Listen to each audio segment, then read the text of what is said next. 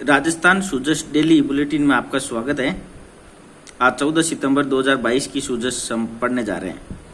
वन्य जीव सप्ताह, जिसके बारे में हमने कल भी चर्चा की थी। 2 अक्टूबर से वन्य जीव सप्ताह मनाया जाएगा राज्य में। राज्य वन्य जीव मंडल की 13वीं बैठक में ये निर्णय लिया गया है, जो कि 13 सितंबर 2022 को आयोजित की गई थी।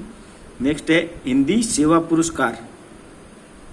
हिंदी सेवा पुरस्कार ये राज्य के 2 चिकित्सक डॉक्टर गुंजन गर्ग व गोपाल काबरा को प्रदान किया गया है।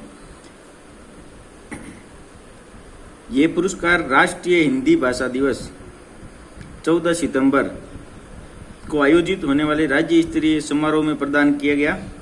चिकित्सा क्षेत्र के उत्कृष्ट लेखन के लिए ये पुरस्कार दिया गया है। ये पुरस्कार है जो राज्य हिंदी सेवा पुरस्कार है। ये 6 विभिन्न वर्गों में हिंदी में उत्कृष्ट लेखन को प्रोत्साहन देने के लिए प्रदान किया जाता है। इसमें 6 विभिन्न कैटेगरी है।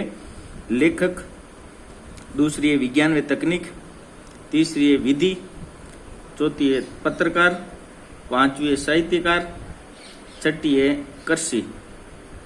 इसके तहत पुरस्कार राशि है वो 50,000 रुपये दी जाती है। तो हिंदी दिवस के बारे में थोड़ा जानकारी ले लेते हैं। हिंदी दिवस है वो प्रतिवर्ष 14 सितंबर को मनाया जाता है। इसका कारण है कि 14 सितंबर 1949 को संविधान सभा में हिंदी को राजभाषा घोषित किया गया था। प्रथम हिंदी दिवस है वो 14 सितंबर 1953 को मनाया गया। संविधान में इसका उल्लेख है भाग 17 अनुच्छेद 343 से 351 तक। 343(1) के अनुसार संघ की राजभाषा हिंदी और लिपि देवनागरी होगी। इसमें राजभाषा हिंदी को लैंग्वेज ऑफ द यूनियन कहा गया है। नेक्स्ट है पालनहार योजना। इसका संबंधित विभाग है सामाजिक न्याय एवं अधिकारिता विभाग।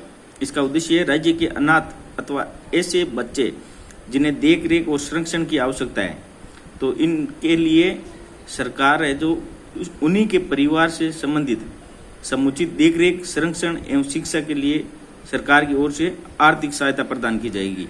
इसका मतलब है कि कोई भी अनाथ बच्चा या अलग अलग श्रेणियां बना रखी है, उनके तहत आने वाले बच्चों को जिनको देखरेख और संरक्षण की आवश्यकता है, तो उनके लिए उन्हीं के परिवार से किसी व्यक्ति को उनका संरक्षक नियुक्त किया जाएगा और उन बच्चों के संरक्षण एवं शिक्षा के लिए सरकार आर्थिक सहायता प्रदान करेगी।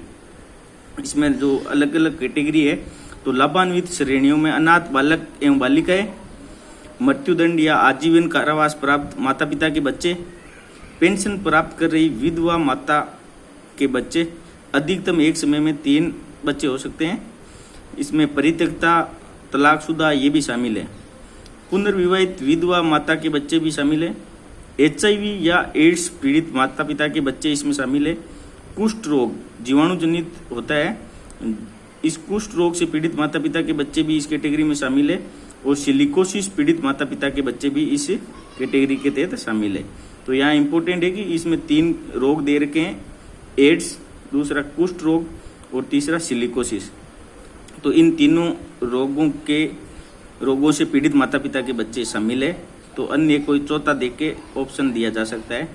अनुदान राशि है इसमें पहली अनाथ कैटेगरी के तहत अनाथ में जो 0 से 6 आयु वर्ग के हैं उनको 1500 रुपये प्रति माह, और जो 6 से 18 आयु वर्ग में हैं उनको 2500 रुपये प्रति माह अनुदान राशि दी जाएगी।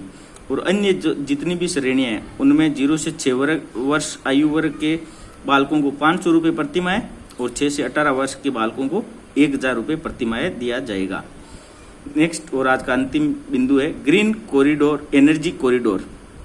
ग्रीन एनर्जी कॉरिडोर वर्ष 2015-16 से आरंभ हो चुका है। इसके तहत राज्य के 5 जिले शामिल है, जिसमें बीकानेर, नागौर, जोधपुर, अजमेर और चित्तौड़गढ़ ये 5 जिले हैं जो ग्रीन एनर्जी कॉरिडोर के तहत शामिल किए गए हैं। ये अभी क्वेश्चन कृषि पर्यवेक्षक 2022 में पूछा गया है, तो इम्पोर्टेंट है, आगे भी पूछा जा सकता है। आज की श्रृंखला में बस इतना ही। Thank you.